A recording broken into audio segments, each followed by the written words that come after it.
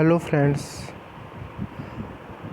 आज हम बात करेंगे यूनिट 1 के ही एक नए टॉपिक की जिसका नाम है principles of software requirement specification. Last video में हमने पढ़ा था कि software requirement specification mean SRS क्या होता है। तो अगर हम इसकी समरी निकालें तो हमें यही समझ में आया था कि SRS क्या है। एक प्रकार का डॉक्यूमेंटेशन है जिसमें यूज़र एंड सिस्टम की सभी तरीके की रिक्वायरमेंट्स होती है और इसको फुली डिस्क्राइब किया जाता है और इसका यूज बाद में सॉफ्टवेयर को बनाने के लिए किया जाता है, या हम ऐसे भी कह सकते हैं कि इसी बेस पे सॉफ्टवेयर को बनाया जाता है।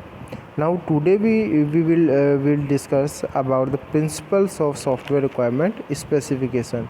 Let's go. And first of all, separate functionality from implementation. देखिए यहाँ पे जो प्रिंसिपल्स हैं, आप SRS लास्ट वीडियो में पढ़ चुके हैं कि SRS क्या होता है। जो भी हमने SRS पढ़ा है, ये जो इसके प्रिंसिपल्स हैं उन्हीं में से लिए गए हैं। जैसे कि हमने पढ़ा था कि हम जब भी कोई सॉफ्टवेयर बनाते हैं तो बनाने के बाद उसे यूजर पॉइंट पर प्रोग्रामर के द्वारा इंस्टॉल कर दिया जाता है एंड एक छोटी सी ट्रेनिंग के बाद उस सॉफ्टवेयर को काम में लिया जाता है। तो यहाँ पे सबसे पहला प्रिंसिपल भी हमारा क्या कहता है कि फ्रॉम इम्प्लीमेंटेशन, यानी कि सॉफ्टवेयर को इंस्टॉल करने से इस सॉफ्टवेयर में उपस्थित इसकी जो फंक्शनैलिटी होती है वो क्या हो जाती है, अलग हो जाती है। फ्रॉम इम्प्लीमेंटेशन, जैसे ही आप इसको इम्प्लीमेंट करते हैं यानी कि सिस्टम में इंस्टॉल करते हैं तो ये क्या हो गया, हमारा सॉफ्टवेयर इम्प्लीमेंट हो गया। तो जैसे ही सॉफ्टवेयर इंस्टॉल होगा, इस सेपरेट फंक्शनैलिटी, इसकी जो फंक्शनैलिटी है वो क्या हो जाएगी, सेपरेट हो जाएगी, अलग अलग हो जाएगी। यानी कि हम ऐसे बोल सकते हैं कि इसी फंक्शनैलिटी के अनुसार हमारा सॉफ्टवेयर कार्य करेगा। सेकंड है हमारा principle, develop a model of the desired behaviour of a system. यानी कि डेवलप ए मॉडल, यानी कि एक ऐसा मॉडल डेवलप करना ऑफ द डिजायर्ड बिहेवियर, जो कि जिस बिहेवियर का of a desired behaviour of a system, जिस बिहेवियर का आपने सिस्टम को चाहा था, यानी कि जैसा सिस्टम आपने चाहा था वैसा ही मॉडल यहाँ पे डेवलप करना। डेट कंटेंट्स, जो कि क्या कंटेंट करता हो, क्या रखता हो, data and the functional response of a system and the functional response भी ये क्या करता हो, रखता हो। फंक्शनल रेस्पॉन्स का क्या मतलब है कि ये किसी भी यूज़र के द्वारा दिए गए किसी भी इनपुट को फंक्शनल रेस्पॉन्स करता हो। कब, to various stimuli from the environment, यानी कि सिस्टम की अलग अलग अवस्थाओं में भी ये फंक्शनली यूज़र को रेस्पॉन्स करता हो। एंड थर्ड है हमारा, establish the context in which software operates by specifying the manner in which other system components interact with software. Establish the context, यानी कि एक ऐसी परिस्थितियाँ स्थापित करना, यानी कि एक ऐसे रूल्स यहाँ पे एस्टैब्लिश कर देना, स्थापित कर देना, in which software operates by specifying the manner, जिसमें इसी कॉन्टेक्स्ट बेस पर, यानी इन्हीं बताए गए रूल्स के बेस पर सॉफ्टवेयर को क्या किया जा सके, काम में लिया जा सके। And in which other system components interact with software, और इसी तरीके को काम में लेते हुए सिस्टम के अलग अलग कंपोनेंट सॉफ्टवेयर से भी क्या कर सके, इंटरेक्ट कर सके, यानी कि मेल कर सके, इंटरेक्शंस आपस में कर सकें। नेक्स्ट है हमारा, create a cognitive model rather than A design और इम्प्लीमेंटेशन मॉडल। देखिए, यहाँ पर जब भी हम किसी सॉफ्टवेयर को बनाते हैं तो हमने जो इसके जो मॉडल्स हमने पढ़े थे उन मॉडल्स को काम में लेते हुए बनाते हैं।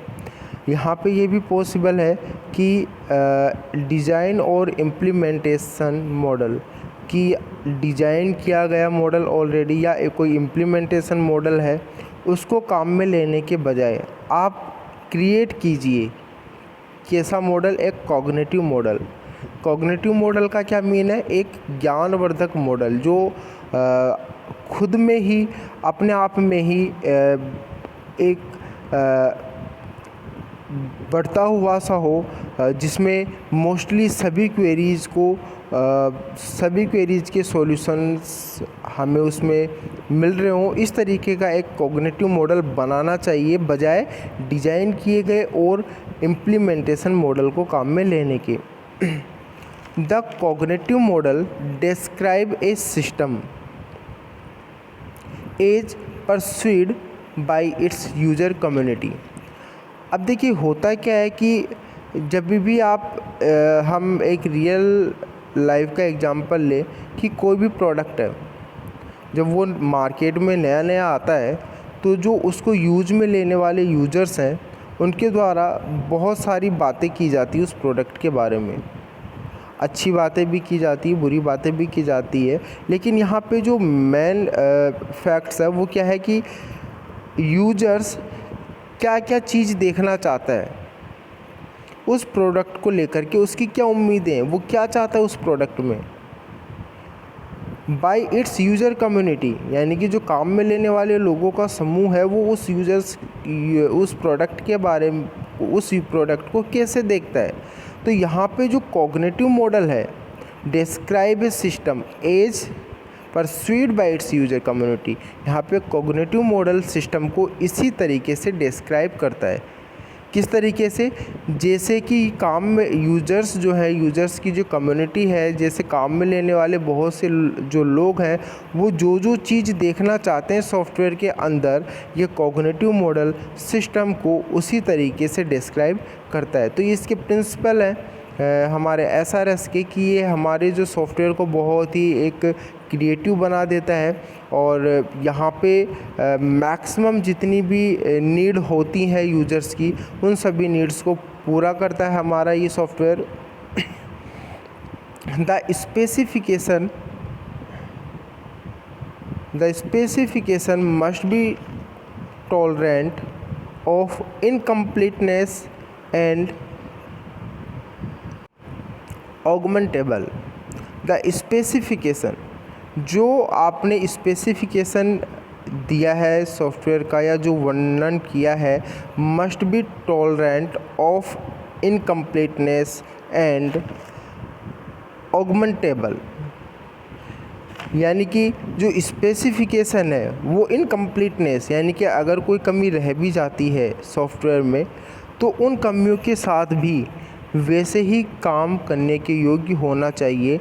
एंड ऑगमेंटेबल का मीन क्या है कि वो ऐसा हो कि अगर हम उसमें कुछ एडिट करना चाहें, अगर हम उसमें कुछ सुधार करना चाहें तो वह भी उसमें पॉसिबल हो। तो हमारा जो स्पेसिफिकेशन है, जो हमारा SRS है जिसमें हम सॉफ्टवेयर रिक्वायरमेंट का स्पेसिफिकेशन करते हैं, वो हमारा कैसा होना चाहिए? Must be tolerant of incompleteness, कि अगर इनकम्प्लीटनेस है, कमियां हैं, तो भी उसके साथ वो काम करने वाला होना चाहिए और ऐसा होना चाहिए कि जिसको हम बदल सकें, उसको आगे हम चेंजेस भी कर सकें।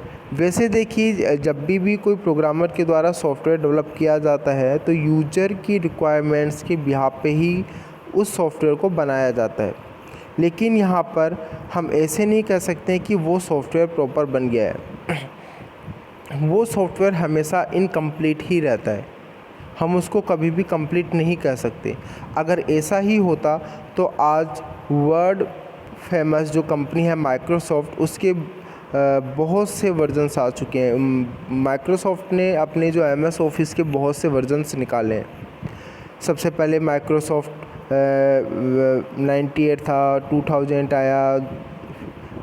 डैट्स मीन्स समय के साथ साथ माइक्रोसॉफ्ट ने भी MS ऑफिस जो पैकेज है इसके भी नए नए वर्जन निकाले हैं। इसका मतलब क्या हुआ कि सॉफ्टवेयर कभी भी अपने आप में पूरा नहीं रहता है, समय के साथ साथ उसके अंदर परिवर्तन की ज़रूरत रहती है। तो यहाँ पर ये इसी बात के लिए कह रहा है कि अगर कोई इनकम्प्लीटनेस है कि सॉफ्टवेयर में, तो भी वो टॉलरेंट होना चाहिए, यानी कि ऐसा होना चाहिए कि हम उसको काम में ले सकें। एंड यहाँ पर है ऑगमेंटेबल, यानी कि अगर हम उसमें चेंजेस करना चाहें तो बजाय शुरू से सॉफ्टवेयर बनाने के हम उसको जो चीज़ हमें चाहिए हम उसको ही केवल एडिट कर सकें, ऐसा हमारा होना चाहिए। A specification is always a model and abstraction of some real situation that is normal quite complex। Specification वास्तविक परिस्थितियों के विचारों का एक मॉडल है।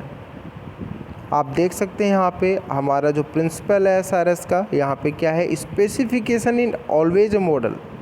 स्पेसिफिकेशन हमेशा एक मॉडल है, किस प्रकार का, ऑफ सम रियल सिचुएशंस, वास्तविक परिस्थिति के एक विचारों का, that is normally quite complex, जो कि क्या रहता है, कुछ जटिल होता है। हैंस इसीलिए इट विल बी इनकम्प्लीट, यह हमेशा इनकम्प्लीट ही रहेगा, अधूरा ही रहेगा।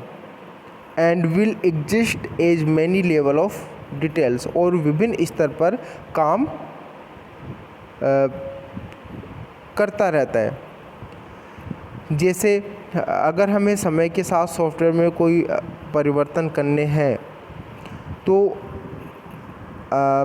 समय के साथ साथ सम रियल सिचुएशन, हमने यहाँ पे बात की है रियल सिचुएशंस की, तो समय के साथ साथ अगर कोई सिचुएशन ऐसी आई है कि अगर हमें उसमें कुछ परिवर्तन करने हैं तो वह हमेशा क्या होना चाहिए, एक ऐसा मॉडल होना चाहिए कि जिसको हम चेंजेस को कर सकें, इम्प्लीमेंट कर सकें। इसलिए ये क्या होता है कि कुछ क्वाइट कॉम्प्लेक्स भी होता है, बट ये अलग अलग लेवल पर काम भी करता है। ये establish the content and structure of A specification. Of A specification यानी कि जो स्पेसिफिकेशन हमारा, उसके कॉन्टेक्ट और स्ट्रक्चर को ये एस्टैब्लिश स्थापित करता है इन ए वे, एक ऐसे माध्यम में, डेट विल अनेबल इट, जो कि इसे योग्य बनाता है, to be amenable to change. That's mean specification की कंटेंट और स्ट्रक्चर को यह स्थापित करता है एक ऐसे माध्यम में जिससे कि अमीनेबल जैसे कि आने वाली आवश्यकताओं के अनुसार ये हमारा सॉफ्टवेयर कैसा हो, अमीनेबल टू चेंज, आने वाली आवश्यकताओं के अनुसार ये इसमें हम चेंजेस कर सकें। तो ये क्या करता है, स्पेसिफिकेशन एक ऐसा कंटेंट एंड स्ट्रक्चर एस्टैब्लिश करता है एक ऐसे माध्यम में, इन ए वे डेट विल अनेबल इट, जो कि इसे योग्य बनाती है। किस योग्य बनाती है, यानी कि that will enable it to be amenable to change, जो कि आवश्यकताओं के अनुसार, आने वाली आवश्यकताओं के अनुसार इनमें परिवर्तन किया जा सके। तो ये हमारे प्रिंसिपल्स हैं SRS के, और आप अगर इसको ध्यान से अगर एनालिसिस करें तो इसमें वही बातें हैं जो हमने SRS के वीडियो लेक्चर के टाइम हमने डिटेल में SRS के बारे में पढ़ा था कि SRS को अगर हम इसका एक समराइज़ करें, SRS को कि अगर हम समराइज़ करें तो जो इसकी समरी निकल के आती है लगभग वही चीज़ें हैं। तो हम वापस एक बार आपको यहाँ से बता देते हैं कि जो इम्प्लीमेंटेशन करने के बाद से इसकी फंक्शनैलिटी क्या क्या हो जाती है, अलग हो जाती है। आप जिस बिहेवियर का, यानी कि सॉफ्टवेयर कैसा काम करेगा, आपने जैसा चाहा है सॉफ्टवेयर बनाना, इसमें हम वैसा ही क्या कर सकते हैं, सॉफ्टवेयर को डेवलप कर सकते हैं। साथ ही साथ यहाँ पर आप देख सकते हैं कि यह एक ऐसा मॉडल डिज़ाइन करता है जो कि ज्ञानवर्धक होता है, जो कि मैक्सिमम यूज़र्स की नीड को फुलफ़िल करता है। यहाँ पे ये क्या करता है, स्ट्रक्चर और स्पेसिफिकेशन के कंटेंट और स्ट्रक्चर को भी स्थापित करता है, जिससे कि आने वाले परिस्थितियों आवश्यकताओं के अनुसार ये परिवर्तन करने योग्य होता है। तो ये हमारे प्रिंसिपल हैं एसआरएस के। आई होप कि आपको ये टॉपिक अच्छे से समझ में आया होगा। और जिन्होंने मेरा लास्ट वीडियो देखा है जिसमें हमने डिटेल में पढ़ा था सॉफ्टवेयर रिक्वायरमेंट स्पेसिफिकेशन एसआरएस का, क्योंकि ये उसी से रिलेटेड है, तो अगर जिसने नहीं देखा है तो पहले आप एसआरएस का वीडियो देख लीजिएगा, ताकि आपको यहाँ पे जो भी हमने बात कही है ये बहुत अच्छे से समझ में आ जाएगी। इतना एक्सप्लेनेशन सुनने की भी ज़रूरत नहीं होगी आपको, केवल आप पढ़ कर के समझ जाएंगे कि इसके प्रिंसिपल्स क्या है। तो फ्रेंड्स, आज का टॉपिक हमारा यहीं ख़त्म होता है। नेक्स्ट वीडियो में हम हाजिर होंगे किसी नए टॉपिक के साथ। तब तक के लिए धन्यवाद।